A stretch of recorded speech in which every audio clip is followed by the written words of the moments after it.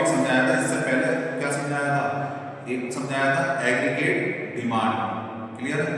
Aggregate demand में जो मैंने समझाया था कि एग्रीगेट डिमांड होता क्या है, तो मैंने समझाया था कि टोटल डिमांड होती है पूरे कंट्री की बात करें तो टोटल डिमांड होती है वो होती है एग्रीगेट। लेकिन उसमें एक चीज रह गई थी उस वीडियो में कि एग्रीगेट डिमांड क्या होते हैं, उसके कंपोनेंट क्या होते हैं। वहां पे मैंने उसका इंट्रोडक्शन दिया था एग्रीगेट डिमांड का। यहाँ पर हम जो समझेंगे क्या है, कंपोनेंट ऑफ एग्रीगेट डिमांड। तो एग्रीगेट डिमांड की क्या सीन है, कंपोनेंट्स। कंपोनेंट्स क्या होते हैं? कंपोनेंट्स का मतलब ये है कि जो एग्रीगेट डिमांड की जिससे मेजरमेंट करा जाएगा उसके फंक्शन क्या है। तो वो दो फंक्शन है, दो कंपोनेंट है। पहला कंपोनेंट कौन सा है? पहला क्या है? Conjunction function. कंजंक्शन फंक्शन क्या होता है? कंजंक्शन फंक्शन जो होता है जितना उसे कहते हैं उपभोक्ता, क्या बोलते हैं उसको, उपभोक्ता फंक्शन। तो उपभोक्ता जो फंक्शन है वो कंजंक्शन एक्सपेंडिचर पे डिपेंड करेगा। In an economy depends income, और या फिर conjunction is a function of income. इसका मतलब क्या है, जितना भी कंजंक्शन जो होगा सी जो डिपेंड करेगा वो फंक्शन किसका होगा, इनकम का। इनकम को जो इकोनॉमिक्स में मेजरमेंट करते हैं वो किससे करते हैं, उससे बाई से इंडिकेट करेंगे। किससे करेंगे? बाई से। बाई क्या चीज है, क्या है बाई होता है? इनकम। तो इनकम का फंक्शन है किसके बराबर, कंजंक्शन फंक्शन कहलाएगा। इसको एक रिप्रेजेंट करते हैं। इसमें एक चीज है, फॉर्मूले के बाद हम सीखेंगे, ये वाला फॉर्मूला जो है इस फॉर्मूले के अंदर क्या है, income is equal to C plus S. C क्या है, सी फॉर कंजंक्शन, एस क्या है, सेविंग। आपने जितना कंजंक्शन खर्चा करा है आपने, अगर आप जनरल मान लें आपको इनकम, जैसे एक एग्जांपल समझते हैं, इनकम प्राप्त हुई आपकी, जैसे 10,000 सैलरी है, 10,000 10,000 सैलरी है, तो 10,000 में क्या करेंगे आप, सी पे यानी कि कंजंक्शन में खर्चा करेंगे, अपने घर के खर्चा करेंगे, वो क्या कहलाएगा, कंजंक्शन। और बचा हुआ जो मान लीजिए 7,000 आपने घर के खर्चे में खर्च कर दिया, तो आपके पास में कितना बचा, रिमाइंडर जो बचा वो 300 में 3,000 बचा। 3,000 में से वो आपकी क्या कर दिया आपने, सेविंग कर दिया, इन्वेस्ट कर दिया, तो वो कहलाएगा टोटल, क्या कहलाएगी, दोनों मिला के इनकम। तो ये जो इनकम यानी कि ये कहना चाह रहा है कंजंक्शन फंक्शन कितनी बात पर डिपेंड कर रहा है, कंजंक्शन प्लस सेविंग, दो चीजों पर डिपेंड कर रहा है इनकम। तो यहाँ पर वही बात कह रहा है कि कंजंक्शन जो है फंक्शन है किसका, इनकम का। समझ में आ गया? आगे बढ़ते हैं। इसका एक तो ये फंक्शन था कंजंक्शन, दूसरा कौन सा है, दूसरा है आपका इन्वेस्टमेंट फंक्शन। कौन सा फंक्शन, इन्वेस्टमेंट फंक्शन। इन्वेस्टमेंट का मतलब क्या है, इन्वेस्टमेंट का मतलब ये है कि जैसे कोई भी किसी भी कंट्री में आके इन्वेस्टमेंट होता है, चाहे वो आप खुद पर्सनली कर रहे हैं या किसी कंट्री में जाके, किसी स्टेट में जाके आप क्या कर रहे हैं, आप फैक्ट्री बना रहे हैं, कोई इंडस्ट्री बना रहे हैं, तो वहां पे इन्वेस्टमेंट कर रहे हैं अपना, मतलब अपना पैसा आपने खर्च कर दिया, जिससे बाद में क्या मिले आपको, प्रॉफिट विद इंटरेस्ट के साथ। तो इन्वेस्टमेंट उसको कहते हैं। इन्वेस्टमेंट फंक्शन में दो चीज होती है, एक तो होता है इंड्यूस्ड और एक होता है ऑटोनोमस। ऑटोनोमस जो होता है हमेशा याद रखना, वो कैसा रहता है, आप उतने खर्चे के लिए कैसे हैं वो आप इंडिपेंडेंट है। जो इनकम लेवल है वो कैसा है, आपका स्वतंत्र है, इंडिपेंडेंट। लेकिन इसमें जो रहता है रिलेशन कैसे रहता है, पॉजिटिव रिलेशन। किसके बीच में, इन्वेस्टमेंट एंड इनकम लेवल के बीच का। ये कौन सा वाला इन्वेस्टमेंट है, इंड्यूस, किनके बीच का, इन्वेस्टमेंट एंड इनकम लेवल के बीच का। और ये वाला किसके बीच का, इनकम लेवल पे किसके, कैसा, केवल इनकम लेवल पे डिपेंड है। ये किसके बीच का, इनकम लेवल एंड इन्वेस्टमेंट के बीच के पे डिपेंड है, ये दोनों के बीच में रिलेशन करता है, तो इसे बोलते हैं इंड्यूस। और खाली इनकम लेवल पे डिपेंड करेगा तो वो क्या कहलाएगा, ऑटोनोमस। क्लियर होगा दोनों पे? अब आ जाते हैं इसको डिटेल से पढ़ते हैं, इसको बाद में पढ़ेंगे। इसमें पढ़ते हैं कंजंक्शन फंक्शन में, आगे बढ़ते हैं। कंजंक्शन फंक्शन में क्या है, एक टॉपिक है प्रोपेंसिटी ऑफ कंज्यूम। इसका क्या मीन्स है, इसे समझते हैं।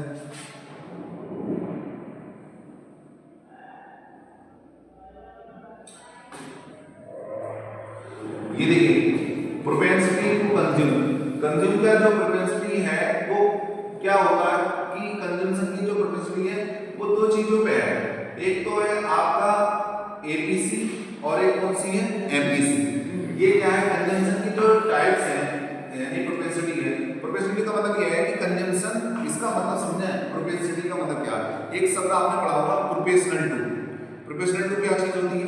प्रोपेशनल टू का मीन्स क्या होता है? प्रोपेशनल टू का मतलब होता है अगर एक चीज बढ़ रही है तो उसके सामने की दूसरी चीज भी बढ़ेगी, अगर ये डिक्रीज हो रही है तो ये भी डिक्रीज होगी। समझ में आ रही है? तो दोनों का जो रिलेशन होता है वो प्रोपेशनल टू कहलाता है। तो ये पूछा जा रहा है कि कंजंक्शन का क्या चीज पूछा जा रहा है?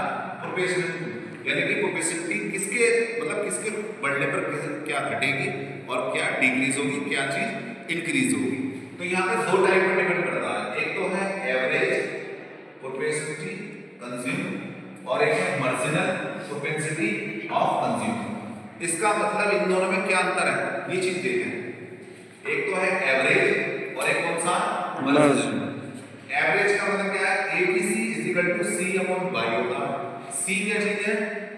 टोटल कंजम्पशन, जितना टोटल खर्चा, और वाई क्या चीज है? Total income. दो बातों पे डिपेंड कर रही है। आपकी जितनी इनकम होगी उतने ही आप क्या करेंगे? कंजम्पशन करेंगे, खर्च करेंगे कहीं ना कहीं। तो यानी कि अगर मैं एबीसी की बात करूं, एबीसी की डेफिनेशन कैसे लिखेंगे आप पेपर में अगर बना के लिखे तो यहाँ पे एबीसी जो है क्या कहलाएगा? Total the ratio between total consumption and किसके बीच में? And total income is called ABC. ABC मतलब एवरेज प्रोपेंसिटी टू कंज्यूम। इसको एक एग्जांपल के द्वारा समझते हैं। वाई कितनी की इनकम कितनी है? 150। सी कितना है? 100, यानी कि कंजम्पशन 100। अब एक बात बताइए, वाई हमारी जैसे कि 150 करोड़ रुपए की और कंजम्पशन हमने कितना कर दिया? कितना खर्चा कर दिया? 100 करोड़ कर दिया खर्चा। अब मुझे बताइए, वो पूछ रहा है AC average propensity to consume, क्या पूछना चाह रहा है? एबीसी पूछना चाह रहा है। तो एबीसी निकालने के लिए आपको क्या करना पड़ेगा? फॉर्मूला क्या बताया? सी अपॉन वाई। तो सी कितना है? कंजम्पशन कितना है? 100 और इनकम कितनी है हमारी? 150। 150 से हमने डिवाइड करा तो 150 को 100 से डिवाइड करेंगे तो कितना आएगा? 0.67 आ जाएगा। ये क्या कहलाएगा? एबीसी। एबीसी क्या है मैंने बताया था, इसको एक रिलेशन समझें। एबीसी का अगर देखा जाए, अगर एबीसी को समझना है इसको तो पहले इसको समझना पड़ेगा, किसको? वाई। आपकी अगर इनकम जो है जितनी ज्यादा होती चली जाएगी एबीसी उतना ही कम होता चला जाएगा। कैसे? क्योंकि ये एक दूसरे के क्या है? उल्टे रिवर्सिबल। और ये कैसे? एबीसी किस पर डिपेंड करेगी? सी पे। सी बढ़ता जाएगा, सी क्या चीज है? बढ़ता जाएगा, तो एबीसी भी क्या क्या होगा? बढ़ता चला जाएगा। क्लियर हो गया? अब आगे समझते हैं किसको? Marginal propensity of consume. इसको समझते हैं, इसको क्या बोला जाएगा? एमपीसी। क्या बोला जाएगा इसको? एमपीसी। एमपीसी इक्वल टू क्या होता है? Delta C upon delta Y. Delta C का मतलब क्या हो गया? यहाँ पर देखिए क्या डिफरेंस है इन दोनों में। यहाँ पर डेल्टा नहीं लगा हुआ है, यहाँ डेल्टा लगा हुआ है। तो डेल्टा जैसे लग जाएगा तो आपको एक वर्ड याद रखना है, change in consumption, change in income. नाम वही है। सी क्या है? कंजम्पशन, वाई क्या है? इनकम। यहाँ पर क्या रखा जाएगा? Change in consumption, change in income. तो हो गया क्लियर? एमपीसी का इक्वल टू क्या है? Delta C upon delta Y. इसे न्यूमेरिकल के द्वारा समझते हैं।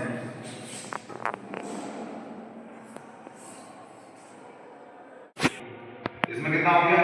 200 से कितना है? 400 करोड़ है कंजम्पशन, और एक्सपेंडिचर कितना है? इंक्रीज 160 से 240 करोड़ हो रहा है। लेकिन इसमें हम क्या करना चाहना है? Change in income, change in consumption. Change in income कितना है? Delta Y. यहाँ पहले देखिए बात वाली इनकम कितनी है? 400 करोड़ और ये कितनी है? 200 करोड़। तो यहाँ पे 200 करोड़ से यानी कि 400 और 200 में कितने का डिफरेंस आया? 200 करोड़ का। नेक्स्ट कंजम्पशन कितना खर्चा आया? इसका दोनों का डिफरेंस निकालेंगे कंजम्पशन वाला। तो डेल्टा सी इक्वल टू कितना है? 240 में से क्या करेंगे? 160 सब्ट्रैक्ट कर देंगे। तो 240 से 160 करेंगे कितना? 1 करोड़ आ गया। 80 करोड़। कितना करोड़ आ गया? 80 करोड़। जैसे हम इसको डिवाइड करेंगे फॉर्मूला लगाएंगे इस वाले में, एमपीसी इक्वल टू क्या होता है? Delta C upon delta Y. तो डेल्टा सी की वैल्यू है, डेल्टा सी की वैल्यू 80 करोड़ है, वो मैंने ऊपर रखी है। डेल्टा वाई कितनी है? डेल्टा वाई नीचे रखी है। डेल्टा वाई कितना है? इनकम, चेंज इन इनकम कितना? 200 करोड़। तो 200 को नीचे से डिवाइड कर दो। जैसे 200 से नीचे को डिवाइड करा, 0 0 क्या है? 20 से 8 को डिवाइड करा, कितना आएगा रेशियो? 0.4 है। ये किसकी वैल्यू आ जाएगी एनपीसी। तो ये मैंने आपको समझाया कंजंक्शन वाले दोनों में वैल्यू। क्लियर हो गया? इसमें आगे क्या समझा रहा था? Propensity of saving function. उसमें जो इससे पहले वाला भी जो समझाया था, क्या समझाया था? Conjunction function. कंजंक्शन फंक्शन का मतलब कंपोनेंट है, उसमें सी था, C4 क्या होता है कंजंक्शन, और यहाँ पे क्या समझा रहा था सेविंग। S4 क्या याद रखना है? सेविंग। तो सेविंग फंक्शन में बस इतना याद रखना है आपको, यहाँ पर क्या चीज दे रखी है? सेविंग। सेविंग फंक्शन, और यहाँ पर दो ऐसे डेफिनेशन समझेंगे कि saving in a function of क्या होता है इनकम है। दो चीजों को बताया था मैंने कि एग्रीगेट डिमांड की दूसरा कंपोनेंट के अंदर भी ये भी कंपोनेंट ही है एक तरीके से, लेकिन वो कौन सा वाला था? वो कंजंक्शन वाला था। ये कौन सा वाला? सेविंग वाला। तो सेविंग फंक्शन के अंदर ही आपको दो चीज दिखाई दे रही होगी इसमें क्या बताया मैंने? अब दूसरा क्या था? Average propensity save. यहां पर देखो ये याद रखना है, इसमें सेव है यानी कि सेव S4 क्या है यहाँ पर? सेविंग, यानी ये सेव। यहाँ पर जब तुम सेविंग करोगे किसी की, तो उसमें पहले आपको क्या होनी चाहिए? इनकम होनी चाहिए, तब क्या करोगे तुम? सेविंग। तो सेविंग वाला फॉर्मूला क्या होगा? APS = S/Y। पहले क्या होनी चाहिए आपकी? इनकम, फिर उसके बाद में आप क्या करोगे? सेविंग। तभी तो आएगा ये टोटल सेविंग कहलाता है ऊपर, और टोटल इनकम क्या कहलाता है नीचे, बाय।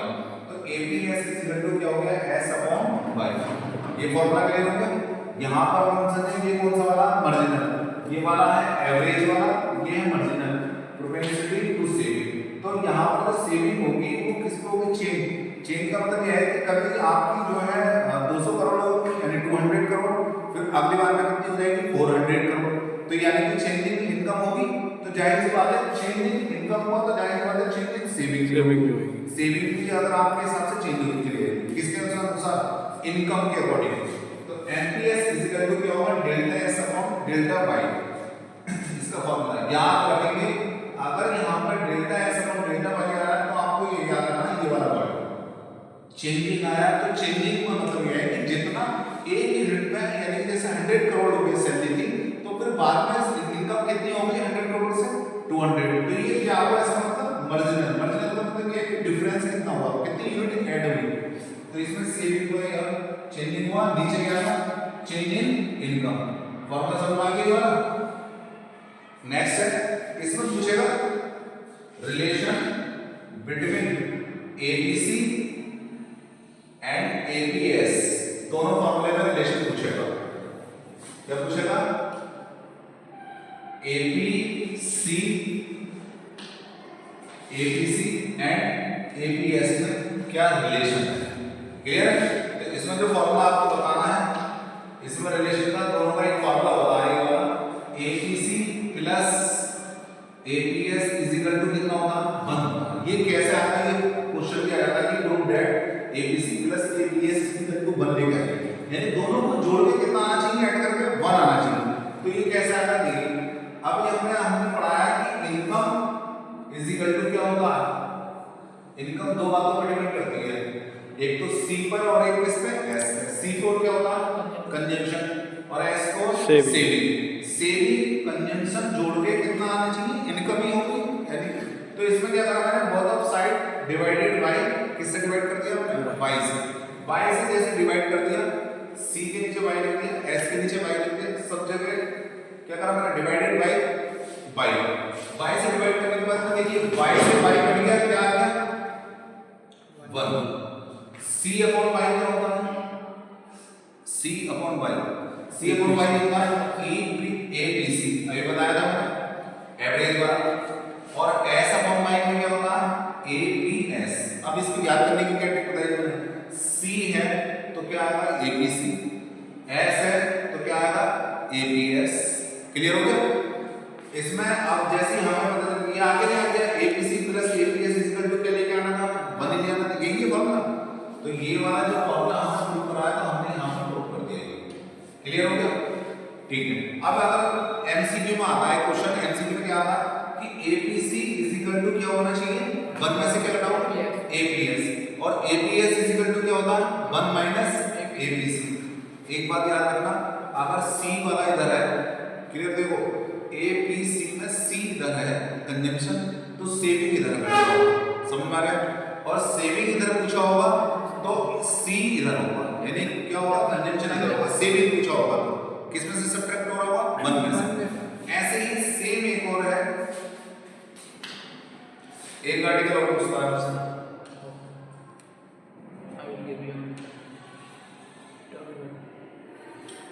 इसका फॉर्मूला याद है क्या है, इसमें क्या पूछेगा, relation between MPC and MPS. MPC और एमपीएस का फॉर्मूला में रिलेशन बताइए, इन दोनों को जोड़ के कितना आना चाहिए, 1, कितना आना चाहिए, 1 ऐड करके। तो इसका देखो, देख आपको दिमाग में ये वाला होगा, देखो ये क्या चीज दिखाई दे रही है आपको, एम, ये क्या है, एम और ये क्या है, सी, एस क्या है, सेविंग, सी फॉर कंजंक्शन, और ये कौन सा वाला, मार्जिनल। तो मार्जिनल का अभी मैंने फॉर्मूला आपको बताया, ऊपर क्या रहता है डेल्टा और नीचे भी क्या रहता है डेल्टा। तो फॉर्मूला में याद रखने का क्या मतलब है, यहां पर भी मैंने फॉर्मूला बताया, इनकम इज इक्वल टू क्या होता है, कंजंक्शन प्लस सेविंग। सबके आगे क्या लगा दोगे, delta by delta C plus delta S. इसके बाद में आपको ये याद रखना है, डेल्टा का मतलब क्या, चेंजिंग, सब में चेंजिंग लग रहा है, तो यहां पे changing income, changing conjunction, changing saving. अब सबको किससे डिवाइड करनी है, डेल्टा वाई से, डिवाइडेड बाय डेल्टा वाई, सबके नीचे delta Y delta Y delta Y लगा दिया। फिर उसके बाद में डेल्टा वाई से डेल्टा वाई क्या हो गया, डेल्टा वाई से रिड्यूस कर दे, सब इसमें डिवाइड हो गया, उसकी जगह क्या आ गया 1। डेल्टा सी डेल्टा वाई, अभी फॉर्मूला बताया था मैंने, अगर सी ऊपर है तो कौन सा वाला आएगा फॉर्मूला, सी। अगर एस है तो क्या आएगा, एस। सबके आगे डेल्टा लगा हुआ है तो कौन सा वाला आएगा, एम। ट्रिक पता चल गई फॉर्मूले की, किस तरीके से प्रूव आएगा। अगर मैंने आपसे पूछा एमपीसी बताइए, क्या पूछा मैंने आपसे, एमपीसी बताइए, एमपीसी इज इक्वल टू क्या होता है, अगर इसमें से निकलवाएं एमपीसी निकालना है तो 1 में से किसको सब्ट्रैक्ट करूंगा, जब मेरा सी इधर है तो मैंने क्या बताया, सी इधर हुआ तो क्या, एस, एमपीएस, यानी एमपीएस। और एमपीएस अगर पूछता है आपसे तो 1 में से क्या घटाना है, फिर एस मत दो, कौन सा वाला हुआ, सी, यानी सेविंग इधर हुआ तो कंजंक्शन इधर हुआ, 1 माइनस एमपीसी। तो दोनों फॉर्मूले निकाल लिया, ये दोनों एमसीक्यू में पूछता है, उल्टे सीधे लिखे होते हैं, 4 ऑप्शन होंगे, 4 ऑप्शन में से आपको टिक लगाना होगा, इसमें आता है। क्लियर हो गया। तो इस तरीके से एग्रीगेट डिमांड के कंपोनेंट फिनिश हो गया।